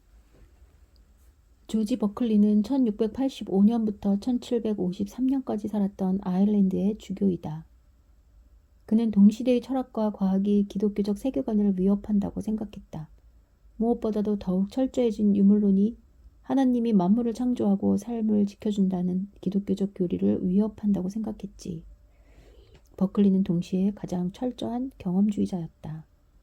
그뿐 아니야. 버클리는 세계의 사물들은 우리가 감각하는 그대로 존재하지만 그건 사실 사물이 아니라고 말했다. 로크는 사물의 제2성질에 관해 아무것도 말할 수 없다고 했어. 우리는 사과가 녹색이고 신맛이라고 주장할 수는 없어. 그건 단지 우리가 사과를 그렇게 감각하는 것일 뿐이니까. 그러나 로크는 밀도나 무게, 질량 따위의 사물의 제1성질은 우리 주위의 외적 존재에 실제로 속한다고 했어. 그러니까 이 외적 존재는 물리적 실체인 셈이야. 로크는 데카르트와 스피노자처럼 물질 세계를 하나의 현실적 대상으로 생각했어. 버클리는 바로 그 점을 의심했던 거야. 문제의 답을 얻기 위해 경험주의에 손을 뻗었지. 그에게 존재하는 것은 오직 우리가 감각하는 것뿐이었어. 하지만 우리는 물질 또는 실체를 감각하는 게 아니란다. 우리는 사물을 손에 잡을 수 있는 사물로 감각하는 게 아니야. 우리가 만약 감각하는 것의 이면에 어떤 실체가 있다고 전제하는 건 너무 성급한 결론이야. 우리는 그런 주장에 대해 경험에 근거한 증거를 내세울 수가 없어. 소피는 주먹으로 탁자를 쾅 내리쳤다. 소피는 탁자를 너무 세게 쳤기 때문에 비명을 질렀다. 이것이 바로 이 탁자가 진짜 탁자이고 물질 또는 실체라는 분명한 증거가 아닌가요? 너는 뭘 느꼈니? 딱딱하다는 거요. 너는 딱딱하다는 걸 감각적으로 확실히 느꼈지만 탁자의 실체를 감각하지는 못했어. 마찬가지로 너는 뭔가 딱딱한 것에 부딪히는 꿈을 꿀 수도 있지만 내 꿈속에는 딱딱한 게 아무것도 없잖아. 그 밖에도 한 인간에게 가능한 모든 것을 감각한다고 믿게 만들 수도 있어. 인간은 최면술에 걸렸을 때 더위와 추위를 느낄 수 있고 부드러운 포옹과 센 주먹질도 느낄 수 있어. 버클리는 그것을 의지 또는 정신이라고 생각했어.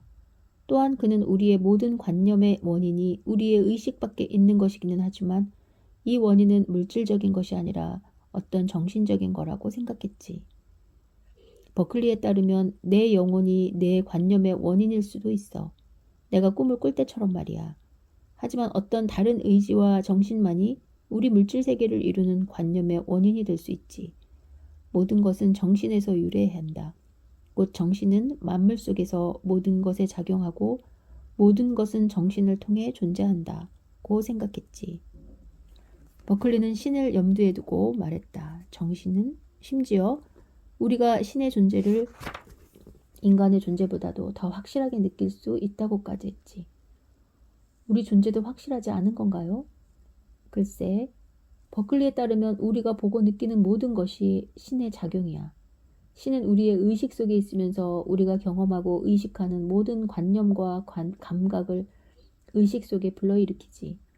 우리 주위의 전체의 자연과 우리의 존재는 신에 의존하는 거야. 신이야말로 존재하는 만물의 유일한 원인이지. 당황스럽네요. 그러니까 문제는 존재하느냐 아니냐가 아니라 우리가 무엇이냐는 거야. 살과 피로 된 육체가 인간의 실체일까? 우리 세계는 실제의 사물로 이루어져 있을까? 아니면 우리는 단지 의식에 둘러싸여 있는 걸까? 버클리는 물질적 현실에만 의심을 푼 게 아니라 시간과 공간이 절대적이고 독립적인 존재라는 말도 의심했어. 시간과 공간에 대한 우리의 체험 역시 우리 의식 속에서 일어나는 것일 수도 있으니까. 우리가 체험하는 1, 2주가 신에게는 그 정도의 시간이 아닐 수도 있어. 버클리가 말하는 만물의 근거인 정신이란 기독교의 신이라고 말씀하셨죠? 그래, 하지만 우리에게는 모든 것을 실행하는 이 의지나 정신이 힐데의 아빠일 수도 있지. 다른 가능성이 보이지 않는구나. 그게 아마 우리가 지금까지 체험한 모든 것을 설명해 줄 유일한 방법인 것 같아. 온갖 장소에 뿌려진 여러 장의 엽서와 쪽지를 생각해 봐도 그렇고, 또 헤르메스가 갑자기 말을 하고 내 의지와는 상관없이 내가 헛소리를 하고, 내가 너를 소피라고 불렀다고 생각해 봐. 힐데야. 나는 내 이름이 소피가 아니라는 걸 알고 있어. 계몽주의. 프랑스 계몽주의에 관해 필요한 부분을 설명할게. 그리고 낭만주의로 넘어가기 전에 칸트 철학의 중요한 특징도 알아야 한다. 그리고 바로 헤겔이 우리에게 중요한 도움을 줄 거다. 헤겔을 다루고 나면 격렬하게 헤겔 철학과 결별을 선언한 키에르케고르도 그냥 지나칠 수 없지. 우리는 마르크스와 다윈 그리고 프로이드에 관해서도 이야기할 거다. 그 후에 마지막으로 사르트르와 실존주의에 대해 언급하면 우리의 계획은 실행된 거야.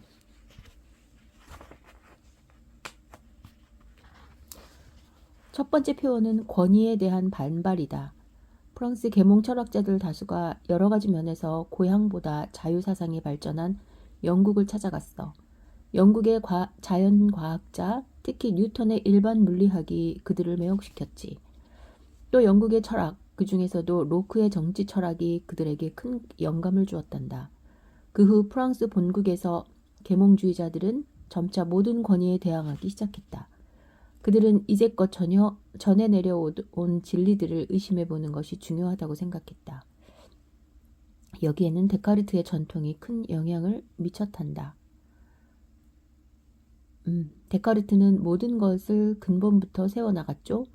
맞아. 권위에 대한 반발은 주로 교회, 왕, 귀족에 대한 것이었어.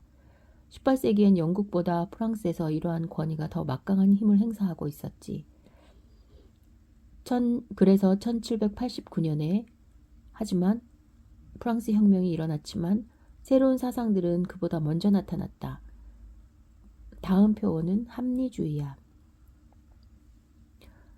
합리주의는 흉과 함께 끝났다고 생각했는데요. 흉은 1776년에 죽었다. 그의 죽음은 몽테스키웨보다 20년 뒤고 볼테르와 루소가 죽기 불과 2년 전이었지. 두 사람 다 1778년에 죽었으니까. 로크는 철저한 경험주의자는 아니었어. 예를 들면 로크는 신과 어떤 도덕적 규범에 대한 믿음을 인간 이성의 본질적인 구성 요소라고 봤다. 그리고 그건 프랑스 계몽 철학의 핵심이다. 선생님은 프랑스 사람이 영국 사람보다 늘 조금 더 합리주의적이라고 하셨죠? 그 차이는 중세까지 거슬러 올라가야 된다. 영국 사람이 상식에 관해 이야기하면 프랑스 사람들은 명증성에 관해 이야기하지. 영국 사람의 상식은 건전한 인간 이성이라고 번역할 수 있고 프랑스 사람들의 명증성은 또렷하고 명료함을 뜻한다. 고대 그리스의 소크라테스와 스토아 철학자 같은 인본주의자들처럼 대부분의 계몽 철학자는 인간 이성에 관한 확고한 믿음이 있었다. 그게 아주 눈에 띄는 특징이기 때문에 많은 사람들이 프랑스 계몽주의 시대를 간단하게 합리주의 시대라고 부르기도 하지. 새로운 자연과학은 자연이 합리적으로 조직되었다는 사실을 확인해줬다. 이제 계몽 철학자에게는 인간의 변치 않는 이성과 잃지 않는 도덕과 윤리, 그리고 종교의 기초를 세우는 과제가 남았다. 그리고 이게 본래적 의미의 계몽 사상을 이끌어냈다. 가장 먼저 계몽주의자들은 민중이 계몽되어야 한다고 생각했다. 그것은 더 나은 사회의 절대적인 근본 조건이라는 거다. 하지만 민중 사이에는 무지와 미신이 팽배했다. 따라서 교육에 많은 관심이 쏟아졌지. 교육학이 계몽주의 시대의 학문으로 자리 잡은 것도 우연이 아니다. 그러니까 학제는 중세해. 교육학은 계몽주의 시대에 생긴 거라고 말할 수 있다. 계몽주의의 전형적인 위대한 산물로는 사전을 꼽을 수 있다. 1751년부터 1772년 사이에 모든 위대한 계몽 철학자들의 기고로 28권으로 간행된 백과사전 말이다. 거기에는 이렇게 적혀 있다. 여기에는 모든 것이 있다. 바늘 만들기부터 대포주조까지. 계몽주의자들은 이성과 지식이 널리 보급되고 나면 인류가 커다란 진보를 이룰 거라고 믿었다. 그건 단지 시간 문제고 비합리성과 무지가 사라지고 계몽된 인간이 출현할 거라고 생각했지. 몇십 년 전까지만 해도 서유럽에서는 지배적인 생각이었어. 그러나 오늘날 우리는 아는 게 많아질수록 세상이 더 좋아지리라는 말을 더 이상 믿을 수 없게 되었어. 그런데 이런 문명 비판적인 생각도 프랑스 계몽주의자들에게서 생겨난 거야. 자연으로 돌아가라가 문명 비판의 구호였지. 하지만 계몽 철학자들은 자연을 거의 이성과 같은 것으로 이해했다. 왜냐하면 이성은 교회나 문명과는 반대로 자연이 인간에게 준 것이니까. 또 원시 종족들은 문명이 없기 때문에 유럽인들보다 건강하고 행복하다는 사실이 강조되기도 했어. 자연으로 돌아가라는 표현은 장자크 루소에서 비롯되었어. 그는 자연이 선하기 때문에 인간도 자연 그대로의 상태에서는 선하다고 했지. 모든 나쁜 요소는 인간을 자연과 멀어지게 만든 문명에 있다는 거야. 그래서 루소는 어린이를 가능한 한 오래도록 순진한 자연적인 상태로 놔두려고 했어. 유년기의 독자적인 가치를 인정한 건 계몽주의 시대부터라고 말할 수 있어. 그전에는 유년기를 단지 어른이 되기 위한 준비 단계로만 여겼지. 하지만 우리는 인간이고 어린이일 때부터 이미 지상의 삶을 살고 있지. 그리고 계몽 사상가들은 마침내 자연 종교를 세웠단다. 많은 사람들이 종교 역시 인간의 자연적 이성과 일치해야 한다고 주장하면서 인본주의적 기독교를 위해 싸웠고 이것이 목록의 6번째 주제다. 물론 그 시대에도 신을 믿지 않고 무신론을 고수하는 철저한 유물론자들도 있었다. 그러나 대부분의 계몽 사상가들은 신이 없는 세상을 상상하는 게 비합리적인 일이라고 생각했지. 그렇게 생각하기엔 세계가 너무 합리적으로 짜여 있다는 거야. 뉴턴도 같은 생각을 주장했단다. 마찬가지로 영혼 불멸에 관한 믿음 역시 이성적인 것이라 여겼어. 데카르트처럼 계몽 사상가들에게도 인간이 정말 불멸의 영혼을 가지고 있는가 하는 문제는 믿음의 문제라기보다는 이성의 문제였어. 너도 18세기 사람은 아니니까 영혼 불멸의 문제가 믿을 수는 있어도 절대 인식할 수 없는 문제의 전형적인 예라고 생각하겠지. 계몽 사상가들은 많은 비합리적인 교의와 신조에서 기독교를 해방시켰어. 이 교의와 신조들은 교회 역사를 통해 예수의 소박한 가르침을 덧붙여진 것이지. 예수의 소박한 가르침에 덧붙여진 것이지. 많은 사람들은 이른바 이신론에 빠지기도 했다. 이신론이란 신이 오래전에 세계를 창조했지만 창조한 후에는 이 세계에 나타나지 않았다는 견해야. 이런 식으로 신은 인간에게 오로지 자연 법칙을 통해서만 인식할 수 있는 존재가 되었지. 초자연적인 방식으로는 인식할 수 없는 존재, 즉 철학적 신을 우리는 이미 아리스토텔레스에게서 만났어. 그에게는 신이 우주 최초의 원인이며 최초로 우주를 움직인 자였지. 다른 관점과 비교해서 인권은 가장 중요한 문제다. 프랑스의 계몽 철학은 영국의 계몽 철학보다 더 현실적이었다고 할 수 있다.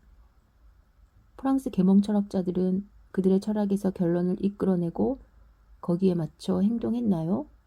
그럼 프랑스의 계몽 철학자들은 인간의 사회적 위치에 대한 이론에만 만족하지 않았어. 그들이 시민의 자연권이라고 표현한 것을 위해 싸웠지. 무엇보다 그들은 언론의 자유를 위해 사전 검열에 반대하며 투쟁했어. 종교와 도덕, 정치의 영역에서는 개인에게 자유롭게 생각하고 의견을 표현할 권리를 보장해야 한다고 주장했지. 그 밖에도 그들은 또 노예 해방을 위해 싸웠고 법을 어긴 사람도 좀 더 인간적으로 대우하도록 노력했지. 1789년에 마침내 프랑스 입법의회는 인간과 시민의 권리 선언, 이른바 인권선언을 선포했어. 이 인권선언은 1814년에 제정된 노르웨이의 헌법의 중요한 기초가 되었지. 계몽주의자들은 모든 인간이 인간으로 태어난 이상 예외 없이 갖는 권리들을 확정하려 했어. 그들은 그런 천부적인 권리를 자연권으로 이해했어. 지금도 여전히 우리는 자연법에 대해 얘기해. 물론 한 나라의 법률은 자연법과 완벽히 일치하지 않을 수도 있지만 그래서 오늘날에도 우리는 어떤 개인이나 소수 민족이 무법, 부자유, 억압으로부터 자신을 지키기 위해 자연법에 호소하는 것을 볼 수 있지. 1789년의 혁명은 모든 시민에게 해당되는 권리들을 선언했지만 정작 시민으로 간주되는 사람은 남자뿐이었어. 하지만 프랑스 혁명 중에 최초의 여성운동의 예를 볼 수 있지. 이미 1787년에 계몽 철학자인 콩도르세는 여성의 권리에 대한 글을 발표해 여자에게도 남자와 마찬가지로 자연권이 있음을 인정했어. 1789년 혁명이 시작되자 많은 여자들이 봉건지배 체제에 대한 투쟁에 적극적으로 참여했지. 예를 들어 왕이 베르사유의 궁전을 떠나게 한 시위를 주도하기도 했어. 파리에는 여러 여성 운동단체가 생겨났지. 이들은 남자와 동등한 정치적 권리 외에도 여성을 위한 새로운 결혼법을 제정하고 생활 조건을 개선할 것을 요구했어. 그 후에도 그랬던 것과 마찬가지로 권리를 얻지 못했지만 이후에도 그랬던 것과 마찬가지로 여성 권리의 문제는 혁명과 함께 제기되긴 했지만 새로운 제도가 자리를 잡기도 전에 예전과 같은 남성 지배가 다시 시작됐지. 프랑스 혁명 기간 중에 여성의 권리를 위해 아주 열렬히 투쟁한 여성 가운데 하나가 올랭프 드 구주야. 올랭프 드 구주는 1791년, 그러니까 혁명이 시작된 지 2년 뒤에 여성 권리 선언을 출간했어. 프랑스 인권 선언은 여성의 자연권에 대해서는 그리 많은 장을 할애하지 않았거든. 올랭프 드 구주는 여성에게 남성과 똑같은 권리를 줄 것을 요구했지. 1793년에 처형당했다. 그는. 그리고 여성은 모든 정치 활동을 금지당했다. 19세기에야 비로소 여성운동이 본격적으로 일어났다. 프랑스뿐 아니라 유럽 전체에서 말이야. 그리고 이 운동은 서서히 열매를 맺기 시작했어. 하지만 노르웨이에서는 1913년에 와서야 비로소 여성이 선거권을 얻었지. 그리고 아직도 많은 나라에서 여성은 동등한 권리를 얻기 위해 싸우고 있다. 소피의 철학 선생님은 유엔의 이념과 원칙의 기초를 이룬 프랑스의 계몽 철학이 얼마나 중요한지 강조했을 거다. 200년 전에 자유, 평등, 박애라는 이 표어가 프랑스 국민들을 하나로 만들었지. 오늘날 이 말들은 또 전 세계를 하나로 묶어줄 거다. 전과는 달리 오늘날 인류는 하나의 대가족이 되었으니까. 우리의 후손들은 우리의 아이들이고 그 아이들의 아이들이지. 우리는 그들에게 어떤 세계를 물려줘야 할까? 구주, 마리 올랭프 구주, 1748에서 1793년. 프랑스의 여성 작가, 프랑스 혁명 중에 특히 사회 문제에 관한 수많은 책과 일련의 극작품들을 통해 매우 적극적으로 혁명에 참여했다. 몇 안 되는 여성 운동가의 한 사람으로 여성도 남성과 같은 권리를 행사해야 한다고 주장하며 1791년에 여성 권리 선언을 발표했다. 루이 19세를 옹호하고 로베스피에르를 비판했다는 제목으로 1793년에 처형당했다.